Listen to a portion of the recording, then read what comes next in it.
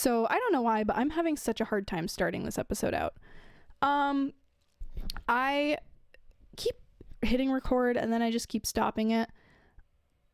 Mainly because I don't think I'm going to talk about the Tennessee school shooting. It's a lot. It's a heavy topic. I have my opinions on it. Everybody has their opinions on it. If you really want to know my opinion on it and how I feel about gun rights, and I hate the politicization of it. That's another reason I don't really want to talk about it, is I don't want to take away from the tragedy by turning it into a political springboard to talk about, like, oh, this is why we need guns. Because I know a lot of people on the right will do that, and a lot of people on the left will use it as this is why we need to ban all guns. And I just don't really want to add to that chaos and take away from the tragedy of it. I am miffed at the White House, and I am miffed at every company that is out there treating the shooter like a victim when they murdered 6 people, 3 children and 3 adults, because they were Christians. If anything is a hate crime, this is a hate crime, right? We know that there was a manifesto. We know that this was a planned attack. We know that they went to other locations, saw that they had security, and chose this specific Christian school because, 1, it was a Christian school, and 2, because they didn't have any security. They didn't have anybody there. So they were able to easily get into the building, and they were able to easily, unfortunately, gun down 6 people. And there's a lot that I've tried recording and just hit stop that I could say about it that I'm not going to, because, like I said, I don't want to add to the political noise surrounding it. I think it's a tragedy, and I think it should be treated like a tragedy, and I think it should be mourned like a tragedy. I just would like to see both sides treat it as such and stop using it to promote politics. I have articles and stuff pulled up, and maybe I will pull them up still. Maybe we will still talk about it at the end. We'll see how much time we have. I've definitely talked about it on Twitter, and I've talked a little bit about it on Instagram. So I guess you can go there if you really want to hear more of my opinions and sift through my tweets, but I'm not going to go into it. It's just such a heavy topic, and it's not something that mentally I want to go into right now. And I think we're all very well aware of what happened, who the shooter was, right? It was a transgender female to male. It was a woman. It was a woman. And we know why they did it. And I think that's all that we need to talk about it right now. So that said, I am going to be talking about the Restrict Act, because I know it's kind of old news. Like I said, I haven't recorded in a week. But I think it's important news because a lot of conservatives are on board with it, because they're saying, oh, well, ban TikTok. TikTok's bad, right? Cool, let's do it. No, I'm not a huge fan of TikTok, but this isn't the way to take care of that problem. And then I'm also going to talk about the Trump indictment. That's another thing. I was thinking about jumping on Thursday. Thursday I said I wasn't going to until Monday, and then Trump went and got indicted Thursday night, of course. So then I was like, are you serious? So I was thinking about recording on Friday, at least maybe just that, but I didn't end up doing it because I had a crazier Friday than I anticipated. Fridays are kind of a really crappy day for me to jump on here and do this, just because we're busy. We have a lot that goes on that day. And I just never ended up having the time. So weekends, I try not to do this at all. So I was like, well, guess Monday it is. We'll talk about it on Monday. And then Jacob Chansley was released from prison. Also happened last week, but I'm also going to talk about it. The QAnon shaman. I mean, everyone probably knows who he is. And if you don't, as soon as I pull up the Daily Mail article, you'll be like, oh, that guy. Okay. And then I also, on a lighter, more fun note, I went to go see the Dungeons and Dragons movie this past weekend. And I thought it was weirdly positive. I thought it was actually a pretty good movie. So before I start, you can find me on Instagram and Twitter at fearmeitsbre. You're already on YouTube, so you found me there, so congratulations. You can follow if you want to like the video and share it. That would be nice. Wow, I just felt like Hamilton for a moment. That would be nice. And while we're talking, let me offer you some free advice. And I'm not a singer, so I'm going to stop there. So yeah, you can like, you can follow, you can do all those things, or you can just totally ignore me and I'll fade into the void. It's up to you. So the first thing I'm going to jump into is the Dungeons and Dragons movie, because that's fun. So let's start with something fun, right? So we saw it over the weekend, and I'm going to kind of give a mini review without trying to give you too many spoilers, because I know it just came out. So I'm sure there's people that want to go see it that are going to be like, oh, shut up. I don't want to know. I want to go see it for myself. So I want to see what it has on IMDb. I actually forgot to look and check before I jumped on. I want to see what the rating is. Dungeons and Dragons Honor Among Thieves is what it was called. Okay, they gave it a 7.6 so far. That's not terrible out of 10, right? So we went and saw it. We went into it with super low expectations, just in the sense of like, we know Dungeons and Wizards of the Coast is pretty woke. We know like a lot of the people who play Dungeons and Dragons are pretty woke. So we were expecting it to be very like, there's a girl in it who's a barbarian, and just from the trailer, she looked like that stereotypical like, oh, I'm tough, I'm a woman, probably gonna be a lesbian. Like, you know what I mean? Like, there's just things in it that you're like, okay, I can totally see where they're gonna take all of these aspects. And there was none of that. Like, it had its woke elements here and there. There were a few things that I was like, okay, all right. But I was very surprised that it had a weirdly positive message toward fatherhood, a weirdly positive message toward masculinity. There's a character in it who, again, I'm going to try not to go into too much, because I want people who want to go see it not to have it ruined by me. So maybe just stop listening for the next 10 minutes. I don't know. But there's a character in it who is just, he has no self-confidence, and he's such a wussy man. And he just, watching him, I'm just like, oh, this is such a typical like picture of a male character nowadays. And there's a girl in it who he liked, and apparently he courted at one point, but it didn't work out between them, because he was like, well, you said it wasn't going to work because I made you sad, and I was this and I was that, because he's just such a pathetic person with no self-confidence. It's not an attractive attribute in a male, right? In a man. So she left him, and eventually they kind of come together again because of circumstances, and she's just kind of like toward him the whole time, and he's just so not confident and emasculine that he has to go through this journey through the movie where he ends up becoming more of a man. He ends up gaining that confidence, and by the end of the movie, he ends up asking her out again, because he's like, listen, I have confidence now. I've found myself. Do you want to try again? And she's just like, okay, because she's seen the growth in him. So it just had some interestingly positive depictions of masculinity that way, where they took a weak man and made him strong. They took a crappy father and made him realize what he needed to do to be a better father. A positive, I heard an article where they described it as surrogacy, but I see it more as adoptive mother, where they really put a positive spin on how like someone might be your biological mother, but they might not be your mom, in the sense of like, who's the person that raised you? Who's the person that put in that labor of love for you? Who's the person that made those sacrifices for you? And it really put like almost like adoptive motherhood, but adoptive parenting in general in such a positive light. And then it also put, you know, characters in it wanted to be better people. They learned to be better people because they realized, I'm a crap person, I'm a crap dad, I need to get better for this person. Everything that I've been doing, that I've said that I was doing for my child, it was actually for me, and now I'm going to make a sacrifice that is actually for my child, and realize that. I don't know if I'm just rambling and if this review makes no sense, this like mini little review, but I thought it was a great movie. It was very funny.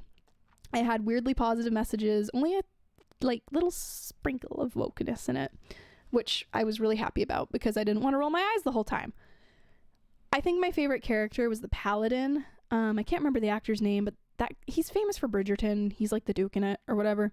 And he played a paladin, and I loved his character. It just made me laugh so hard. Okay. Definitely though, there's jokes in it that are very like D&D related, where like if you're a DM, which my husband is, so he was like, I understand what they're saying, like the whole time. He was like, there's a joke about like a certain rule or something where the paladin's like, to do that you must do this thing, and then you step to the left, and then you do and it's like just like this, what the heck is he even saying, just like crazy thing. And my husband was like, it is literally written that way in the book, like they're making fun of it. And it was pretty funny, and as someone who like plays, I caught on to some of the references and I thought they were pretty funny as well. I thought it was really funny. Like, if you don't play D&D and you have no idea what's like anything, you might be a little bit like, what the okay. But if you're a player or a DM, you'll probably love it. CG isn't perfect. I loved that, actually. I liked the kind of low budget feel. I loved the practical stuff in it. So like the Dragonborn characters, like they were not CG. There might have been aspects about them that were CG, but they did a lot of practical effects with like the creatures and things. So in a way, it almost felt like Star Wars, you know, like in like the 1970s Star Wars, where the creatures are people wearing Halloween masks. I mean, it was obviously better than that. Like, it's not the 1970s anymore, but I liked that about Rogue One, actually, the Star Wars movie that a lot of people hated. I don't know why. Out of the new ones, I think that was the only good one. But I loved that about it, where they tried to go back to that and have a lot more practical effects and practical people, and less CG and less animation, which made me really happy, because that was one of my problems. One of my problems with the Hobbit films is they look great. They're fantastic. But I hate how you jump from Lord of the Rings, where the orcs they're people in makeup and costumes, to the Hobbit, where they're all CG, and it just kind of feels disconnected from like the previous movies. Looks fantastic, but feels disconnected from the style of the previous movies. So in my head, they don't connect as well. And it also just, I feel like it takes away from the movie when, I don't know, something about having animation just so readily available and so prominent. Excuse me. Sometimes it's great. So you've got like House of the Dragon, which like 20 years ago, that would be an insane feat for even just a movie to have it look that good with CG. And it's a TV show. Like, if you haven't watched it, it's mind-blowing. But yeah, so don't go into it expecting like Lord of the Rings or like any fancy like fantasy franchise. It's not Lord of the Rings. It's not Game of Thrones. It's not The Witcher. It's not any of that. It's just a fun movie with some weirdly positive messages that I was very surprised to have in it. And I thought it was fantastic that way. I thought it was hysterical. I want to watch it again. I'll probably wait, because it's not something I'd see in theaters twice necessarily, unless somebody was like, hey, you want to go see it? I'm the kind of person where I enjoy going to movies and watching people's reactions. So my husband and I saw Infinity War once in theaters, and then we got invited to go for a friend's birthday, a group of people, and we were like, sure, because like, one, it was his birthday, so it was fun like to go out with a bunch of friends, and two, we were like, we can watch them react to anything. So like literally anytime something would happen in it, we just like over to see what our friend was doing, like his like expressions or whatever. It's fun. We just recently watched through all the Marvel movies, when I say recently, within the last year, with my sister-in-law, who is like 13, and it was so like that was fun for me, just watching her reaction to these movies that I've seen like 1,000 times over. Just seeing like her seeing them for the first time, and like her excitement, and her just like, they just killed that character, no, like just seeing like stuff like that. It's just fun for me. But anyway, I recommend it. I'd give it like an 8 out of 10 in my personal ratings, I guess. I think it's fantastic in that sense of, it's just a fun movie with very few woke elements, and I just really want fun movies to be made again. So go see it. It's fun. It's great. It's great. It's huge. That was a really bad one today. So anyway, that's my quick little like, yeah, go see that movie. It'll be fun. I recommend it. It's funny. It's fun. I teared up at one point, I'm embarrassed to say, but like in the context of the movie, which I won't give the context because it will be a spoiler, but I did tear up at one point. Oh, and then Hugh Grant. Okay. Listen, I don't care. I've said this before. I don't care if Hugh Grant is a pompous, posh, like I don't want to be here. You're all below me. I don't care if he has tantrums on set. We know Hollywood's trash. We know they're all terrible. He's a great actor, and he's one of my favorite actors, and he's phenomenal. Like, I love Hugh Grant, and I will never not love Hugh Grant. So, moving on from the Dungeons & Dragons movie, I think the next thing that I'm going to jump into is, I guess let's go to the Trump stuff, I guess. I'm so sorry. So we're going to jump into Trump. I'm borrowing an article from Christopher Bertman from Timcast, and we're going to read through that because he put it out March 30th, but it's about Trump's response, like his initial response when this all first happened. So it's a good read on it, and it's pretty quick and to the point. And then I will pull up a Associated Press article about Tuesday that came out yesterday, so it's a little bit more of an update. All right, so I should probably hop over to that screen. All right, so here's the article from Timcast. Political persecution, election interference at the highest level in history. Trump responds to indictment will reportedly surrender early next week. Never before in our nation's history has this been done. Donald Trump responded to Manhattan grand jury's indictment. So that's the thing too, right? So Thursday, like the last thing that I saw, because I've been trying to stay updated on this, right, was, oh, I guess they're taking a break for a month. And then like I looked again and it was like, Trump has been indicted. And I was like, what happened to taking a break? But anyway, back to the article. Early Thursday evening, a Manhattan grand jury voted to indict the former president regarding an alleged settlement made with adult film actress Stormy Daniels during the former president's 2016 campaign, according to 5 people with knowledge on the matter per the New York Times. Trump and Daniels allegedly had a sexual encounter in 2006, according to the claim, which is funky because, like, allegedly, right? Like, she's said before that it didn't happen. He's said it didn't happen, but then she said it did happen. Like, it's just such a mess. This is political persecution and election interference at the highest level in history, the former president wrote in a statement. From the time I came down to the golden escalator at Trump Tower, the radical left Democrats have been engaged in a witch hunt to destroy the Make America Great Again movement. The Trump reference previous... Did I just say the Trump? I did that talking to my husband too. I was like, the Trump, or like the Biden or something like that. And he was just like, what? Anyway, Trump referenced previous efforts to indict him, including claims the former president had ties to Russia, 2 impeachment attempts, and last year's raid on Mar-a-Lago. The Democrats have lied, cheated, and stolen in their obsession with trying to get Trump, but now they've done the unthinkable, indicting a completely innocent person in an active, blatant election interference. So, he included the statement that Trump made, so we're gonna like make that larger on the screen so that we can read that. Statement by Donald J. Trump, 45th President of the United States of America, March 30th, 2023. This is political persecution and election interference at the highest level in history. From the time I came down the golden escalator at Trump Tower, and even before I was sworn in as your president of the United States, the radical left Democrats, the enemy of the hardworking men and women of this country, have been engaged in a witch hunt to destroy the Make America Great Again movement. You remember it just like I do. Russia, Russia, Russia. Okay, I'm having a hard time not reading this in a Trump voice. I'm sorry. Russia, Russia, Russia. I'm not going to do it. I won't. The Mueller hoax, Ukraine, impeachment hoax 1, impeachment hoax 2, the illegal and non-constitutional Mar-a-Lago raid, and now this. The Democrats have lied, cheated, and stolen their obsession with trying to get Trump, but now they've done the unthinkable, indicting a completely innocent person in an act of blatant election interference. Never before in our nation's history has this been done. The Democrats have cheated countless times over the decades, including spying on my campaign, but weaponizing our justice system to punish a political opponent who just so happens to be a president of the United States and by far the leading Republican candidate for president has never happened before. Ever. Manhattan DA Alvin Bragg, who was handpicked and funded by George Soros, is a disgrace. Rather than stopping the unprecedented crime wave taking over New York City, he's been doing Joe Biden's dirty work, ignoring the murders and burglaries and assaults he should be focused on. This is how Bragg spends his time. I believe this witch hunt will backfire massively on Joe Biden. The American people realize exactly what the radical left Democrats are doing here.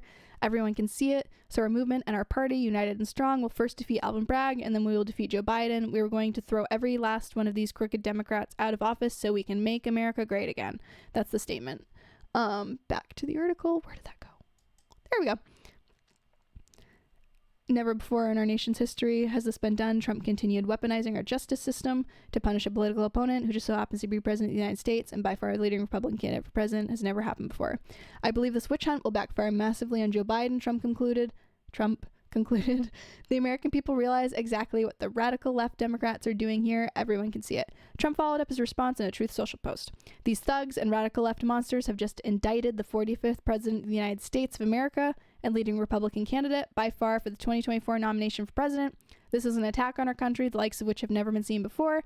It is likewise a continuing attack on our once free and fair elections. And the USA is now a third world nation, a nation in serious decline. So sad. Trump hits a lot of his truths with so sad. Like, I could just hear him going so sad. I don't know. This evening, we contacted Mr. Trump's attorney to coordinate his surrender to the Manhattan's DA's office for an arraignment on Supreme Court indictment, which I keep wanting to say arrangement when I say that.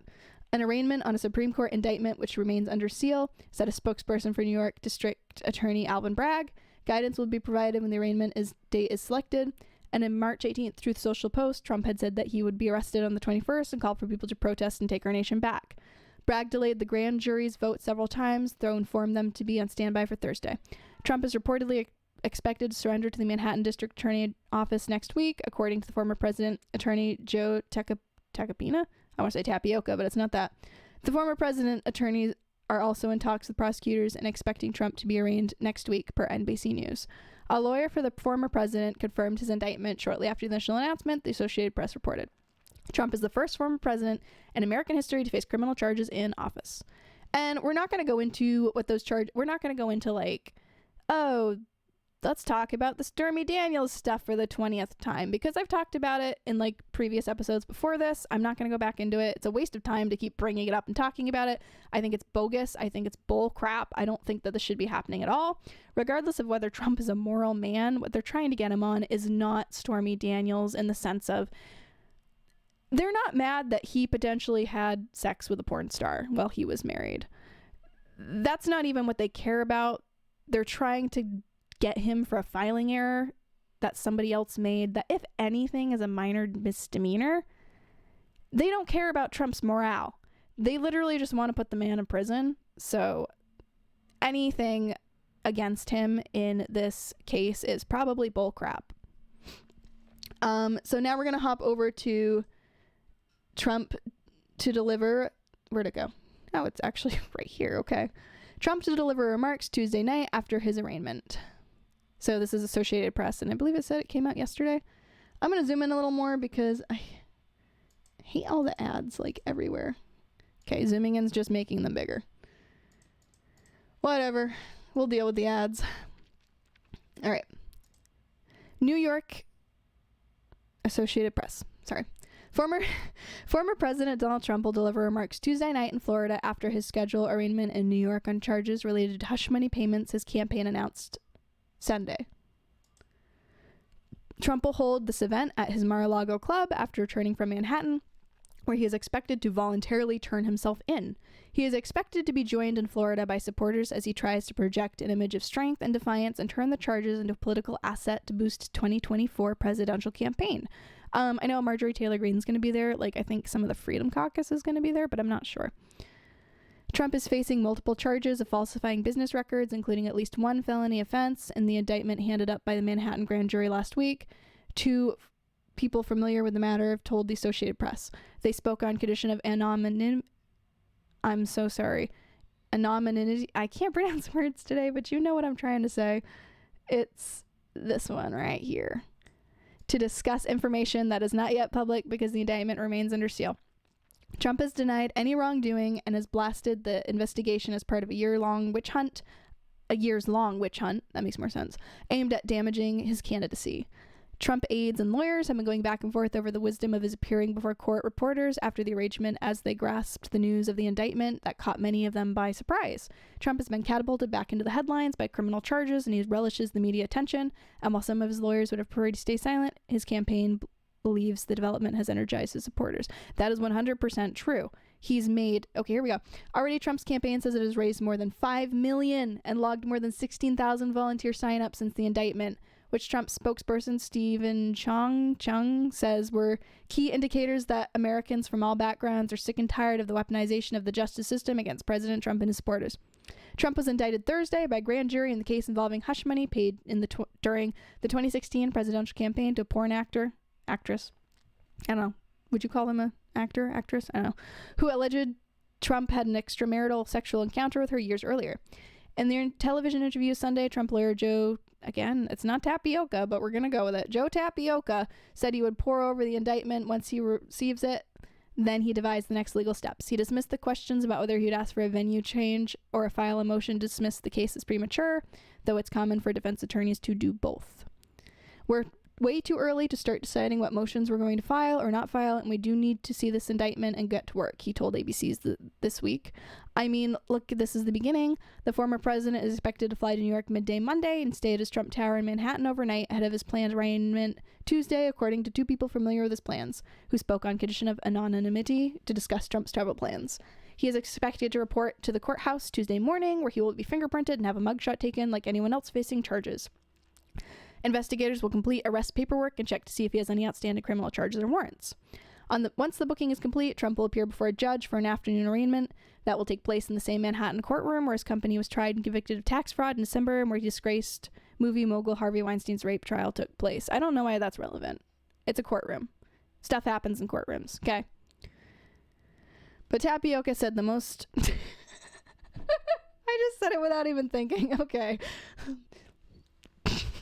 I'm sorry. I won't cut this out. It's too funny. Let's try and actually say it the way it's supposed to be said. Tacopina? That's even worse. Okay, we're going with Tapioca here. Tacopina? I don't know. Said that most of what will happen Tuesday remains up in the air given Trump's unique status as a former president, other than the fact that we'll very loudly and proudly say not guilty. Obviously, this is different.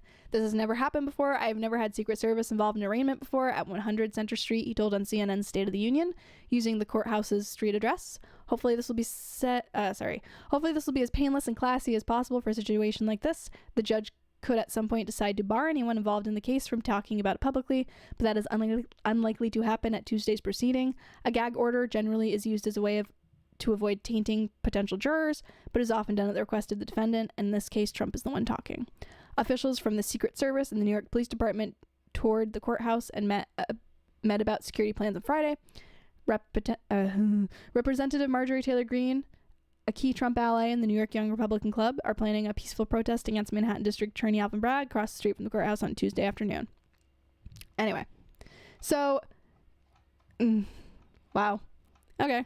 I did see something. I'll have to pop over and see if I can find it. But I did see something talking about potentially they might be putting a gag order on Trump, but I'm not sure if that's true or not. That's something I'd have to dig more into. Wow, Tapioca. Anyway, so yeah, the only thing I'm worried about is we saw what happened on January 6th, right? We saw a majority of peaceful protesters. We had Trump literally tweeting and telling people, make sure you're peaceful, make sure you're respectful, we're American citizens, don't be what they think that you are, basically. And while he was still finishing up his speech, you had people that were already there were people that attacked and tried to break in and broke the law, and those are the people that should be tried, and those are the people that should face the consequences for it and should do time for it. But when you have the people who did nothing wrong, the grandmas who were there. By the way, solitary confinement for more than 15 days is it the UN considers it cruel and unusual punishment and a form of torture. Some of these people have been in solitary confinement for 2 years now. For what? Walking up the Capitol steps and walking into the wrong room while the police were leading them through? Right? Like I said, you had people that threw bricks, you had people that stirred the pot, but the majority of the people who were arrested were not those people. The majority of the people who were arrested were moms, grandmas, grandpas, dads, people who should not have, okay, I get it. In a big event like that, if there is something going on and there is that guy threw a brick, well, I don't know if everyone else here was throwing a brick. We should grab them all and get down to, I don't agree with a lot of what happens at protests. where everyone just kind of gets generalized and lumped into the same group, right? Where it's like, well, we don't know who was doing what, so we got to question everyone. But they're not even doing that. They're just locking people up and throwing them behind bars for no good reason. And I really think I'm nervous that maybe people will show up who want to stir the pot a little bit at Mar-a-Lago on Tuesday for this protest. Maybe people will show up who want to get the MAGA Republicans in trouble. Like, there might be some extremists there, yes. But there also might be people that are like, you know, if we stir up the pot a little, like, you know what I mean? I know some people are probably going to roll their eyes at me right now, but there definitely were feds involved with January 6th because we see the Capitol Police leading people through the building. We see people with earpieces. Like, if you didn't watch the videos that Tucker Carlson put out, don't listen to Jean-Pierre. Don't believe your eyes. They deceive you. We don't ever deceive you. Listen to us. Don't listen to their blatant bull, okay? Watch the videos and decide for yourself, because I did, and that's how I formed my opinion. That said, you know, I am nervous that they're going to try and turn it into another January 6th in that sense of like, look, see how bad the right is? We'll see. We'll see what happens. That said, though, we're going to jump into the Jacob Chansley thing because I found that interesting. Again, it's news from last week, but that doesn't mean it's not still relevant and interesting. What kind of ad is this? There's just like an ad of an old guy on a bike instead of like the image that was part of the article. So my brain was just like, what? That's not him. That's not the Q Shaman. All right. Now that I've got that out of the way, I'm going to go back over to that screen. All right. So this is Daily Mail. QAnon shaman Jacob Chansley is released 14 months early from prison after January 6 footage showed him being escorted by cops inside the Capitol. Jacob Chansley, who's 35, for some reason I thought he was older and I don't know why, was released on Thursday after serving 27 months in prison. He had been sentenced to 41 months after pleading guilty in September 2021. His move to a halfway house appears to be routine under federal guidelines. So this was published on March 30th, but we're going to get into it. The so-called QAnon shaman who pleaded guilty to storming the U.S. Capitol on January 6th has been released from prison to a halfway house 14 months early in an apparent reduction for good behavior. Jacob Chansley, 35, pleaded guilty in September 2021 to civil disorder and violent entry to the Capitol, among other charges, and was later sentenced to 41 months in federal prison. And now if you've listened to a lot of these people talk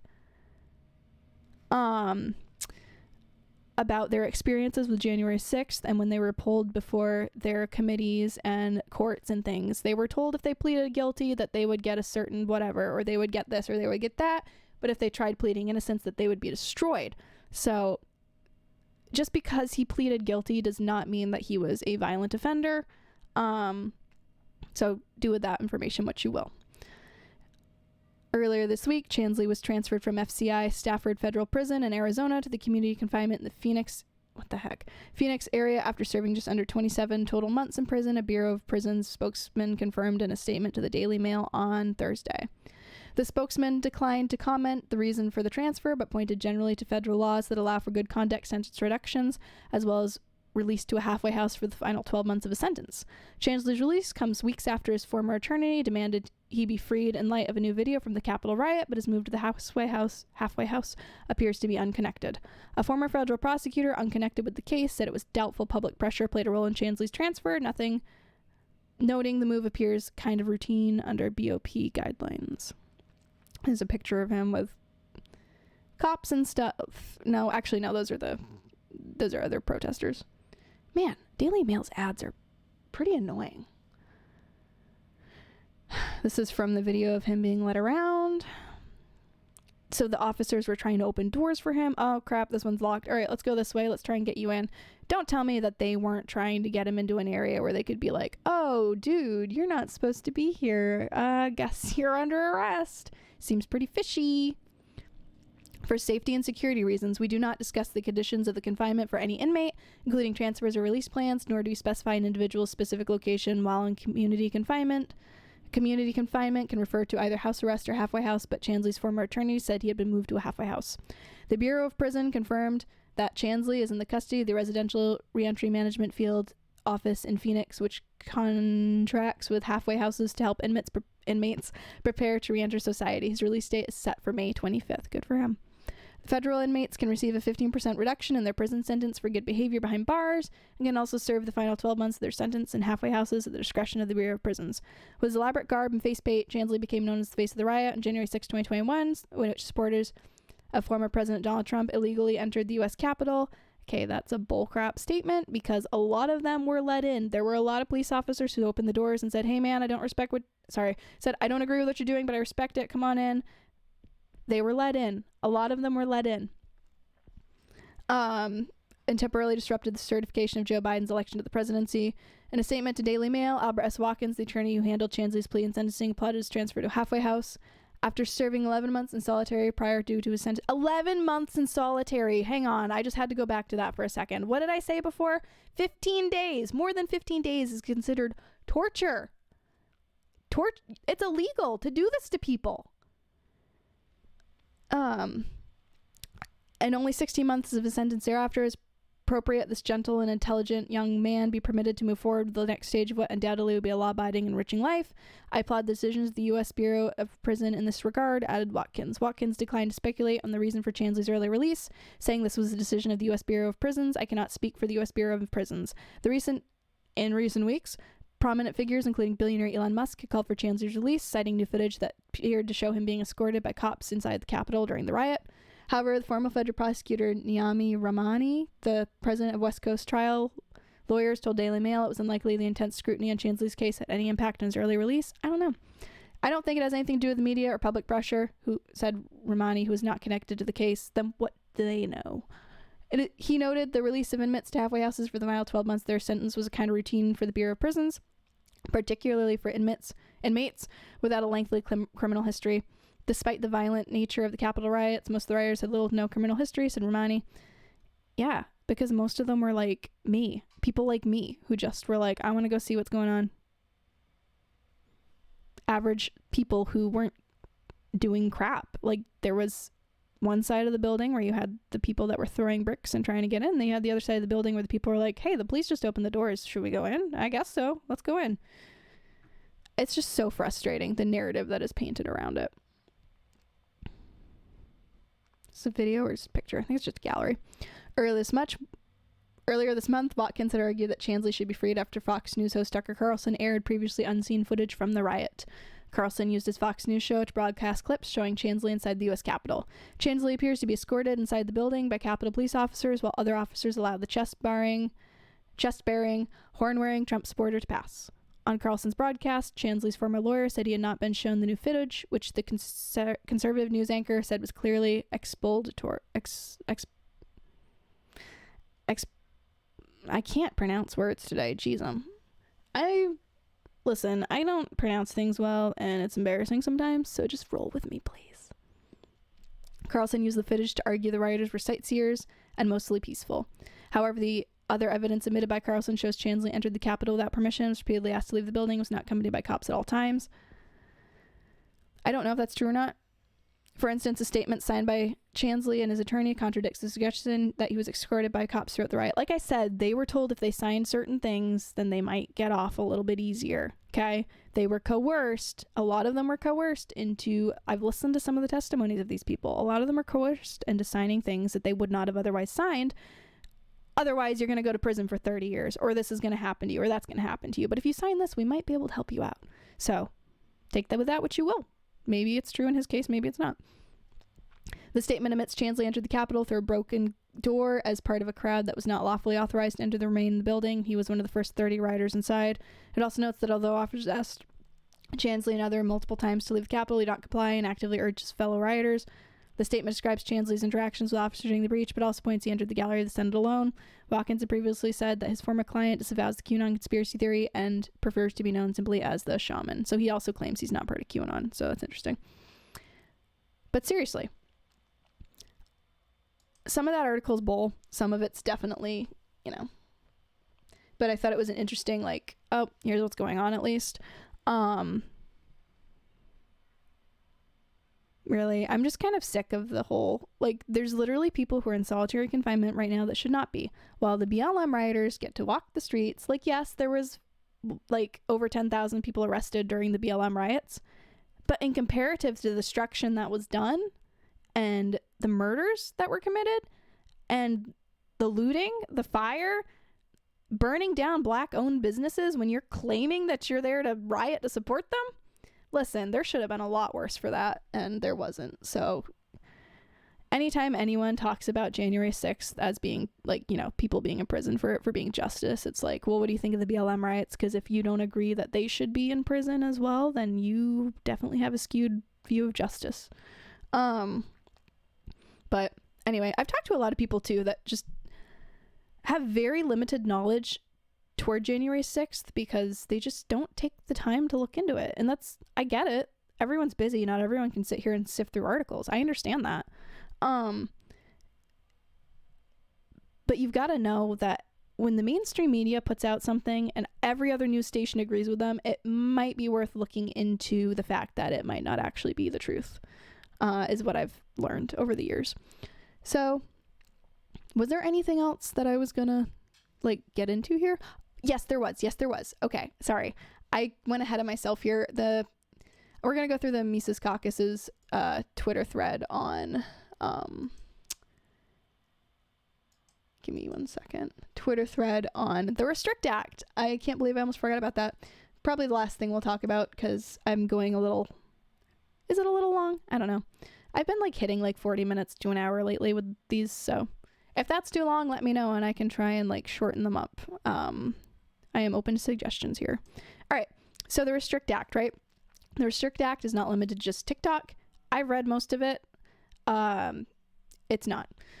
It's definitely 100% what they are saying that it is on here. Sorry, I just got a text. The Restrict Act is not limited to just TikTok. It gives the government authority over all forms of communication, domestic or abroad, and grants powers to enforce any mitigation measures to address any risk to national security now and any potential future transaction. So what happens if you're designated as a national security threat? What can they access of yours to confirm it? Everything. Notice the preemptive attack on quantum encryption in there too. So what I'm planning on doing is I will also link the actual like bill itself so that people can read it. It also allows the Director of National Intelligence and Security of Commerce the authority to universally designate new foreign adversaries without notifying Congress in a 15-day window to notify the President. It also requires a joint resolution of Congress to overturn. So foreign adversaries or foreign individuals, right here, they're going to say, if you recall from before, foreign individuals can now also be U.S. citizens that are deemed a national security threat. Once designated, the bill grants authority to enforce any action deemed necessary to mitigate the threat, with no due process and few limits on punishments.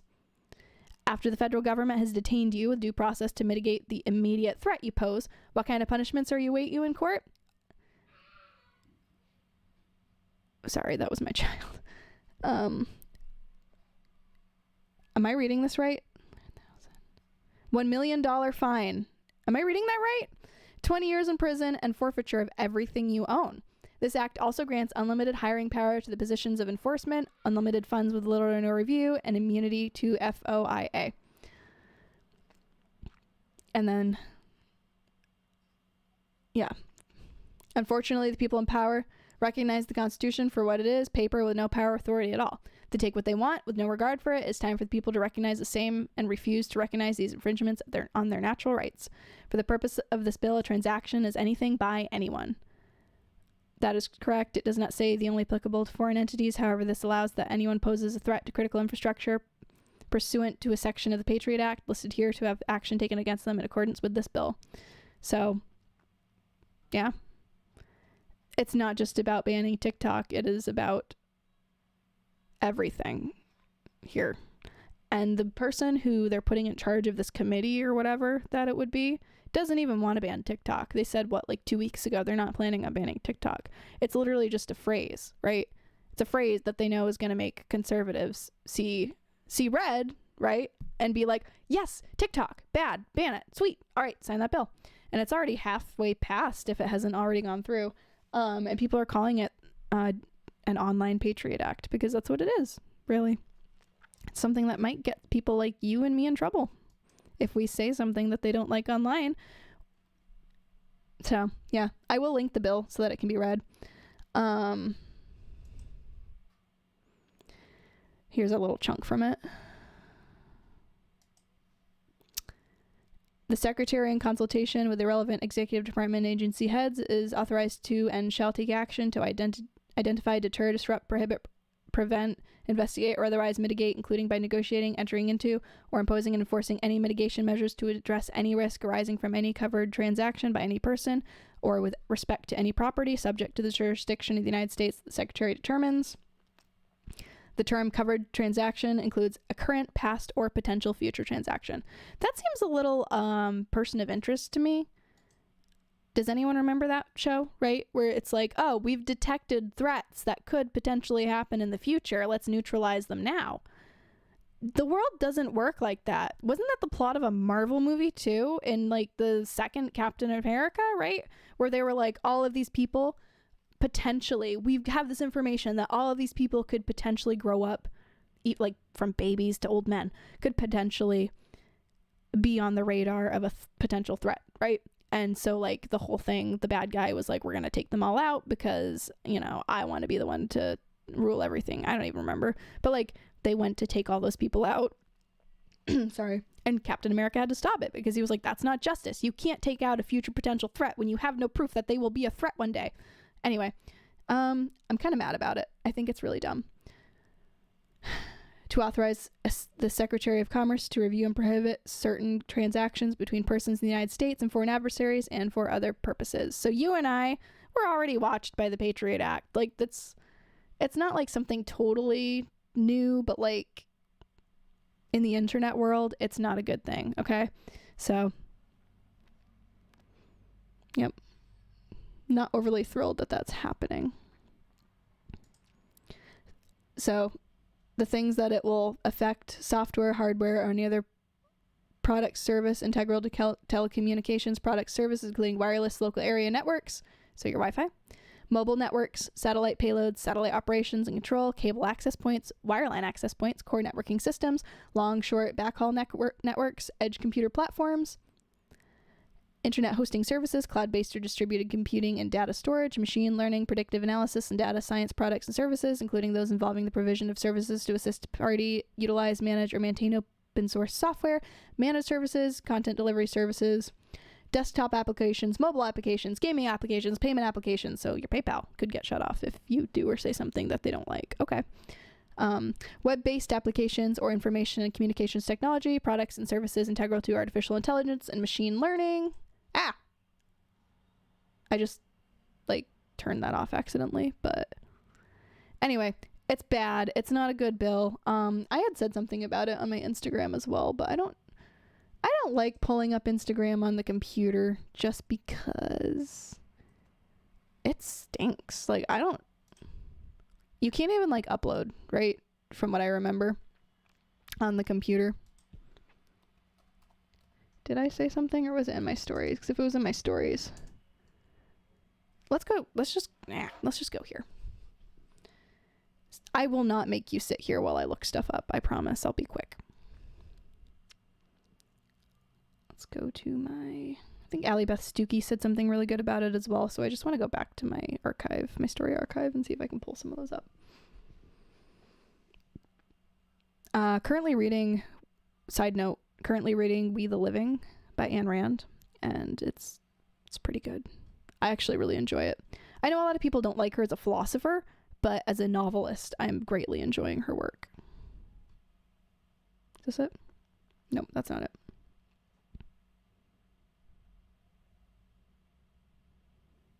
Okay, let's go to, I had a highlight on it.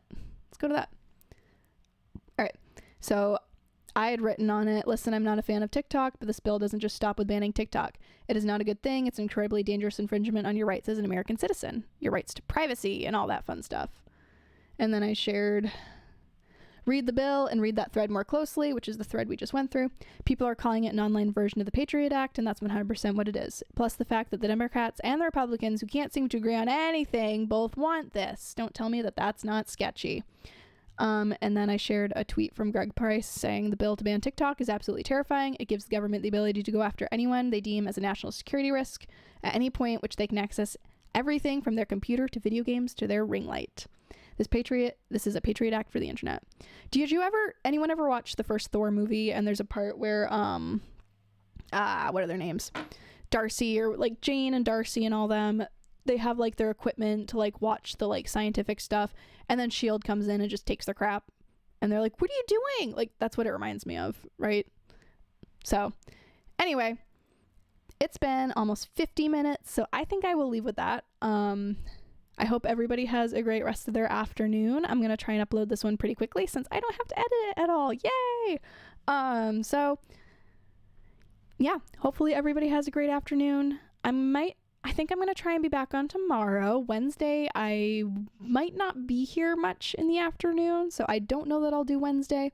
But ideally, I will be on tomorrow, and then I will also try and be on again on Thursday at least. I want to get at least 3 episodes out this week. We'll see how that goes. I definitely don't want it to be only one. Yeah, so hopefully everyone has a great day. You can follow me again at fearmeitsbre on Twitter and Instagram. You can also, I don't know, find me on YouTube, which you've already done, so I guess that's relevant. Sorry, I just looked at my Google search and I was typing my Instagram in, and the first thing that popped up when I typed in fear me was like how to say fear me in Japanese or something dumb like that. So anyway, have a great rest of your afternoon, and I will see everybody next